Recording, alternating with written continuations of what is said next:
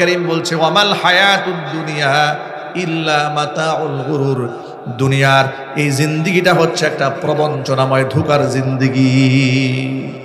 দুনিয়া শুধু মানুষকে টানতে থাকে, আকর্ষণ করে, এমন ভাবে আকর্ষণ করে। কোরআন বলেছি যুজ্জিনা লিন-নাসি হুব্বুশ শাহাওয়াতি মিনান নিসা ওয়াল বানিনা ওয়াল কানাতিরিল মুকানতারাতি মিনাজ যাহাবি ওয়াল ফিদ্দা ওয়াল খাইলিল মুসাওওয়ামাতি ওয়াল আনআমি ওয়াল হারথ যালিকা মাতাউল হায়াতিদ দুনিয়া ওয়াল্লাহু ইনদাহু হুসনুল মাআব।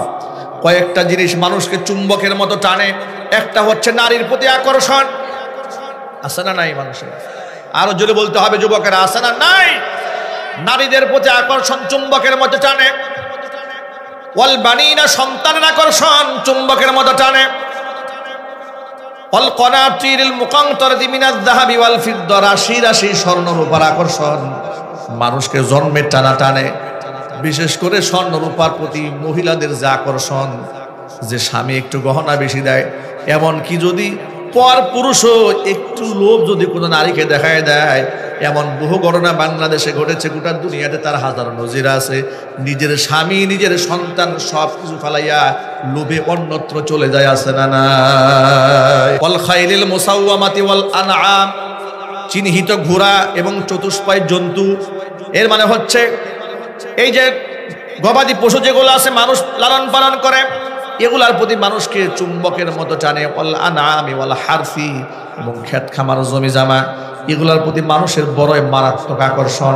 দেখবেন 1% জায়গার জন্য 20 বছর 30 বছর মামলা করেছে। যে টাকা খরচ করেছে এমন 10% জায়গা কিনতে পারত। ঠিক কিনা বলেন? রংপুরে এরকম হয় না মনে হয়?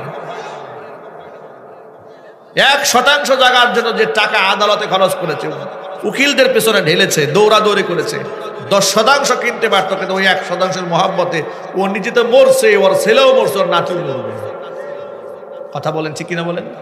আকর্ষণ চুম্বকের মতো টানে এগুলাকে মানুষ। কি আল্লাহ পাক বলেন, বান্দারে সব হচ্ছে ক্ষণস্থায়ী, আসল জায়গা তো আমার কাছে আছে।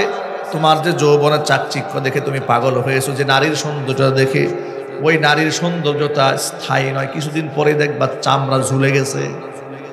কথা বলে না কেন?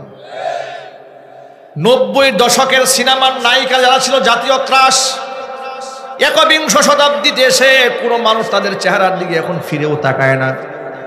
এটাই দুনিয়ার বাস্তবতা। আল্লাহ পাক রব্বুল আলামিন বলে দিয়েছেন, ওয়ালাল আখিরাতু খায়রু ওয়া আবকা। চিরস্থায়ী সুখ, চিরস্থায়ী শান্তি যদি পেতে চাও, পরকালের জন্য সামানা তৈরি করো। জোরে কোন সুবহানাল্লাহ। যৌবনের আকর্ষণ মানুষকে টানে। যৌবন চিরকাল থাকবে না, এটা একদিন শেষ হয়ে যাবে। কিন্তু এটা তো আমরা বুঝতে চাই না।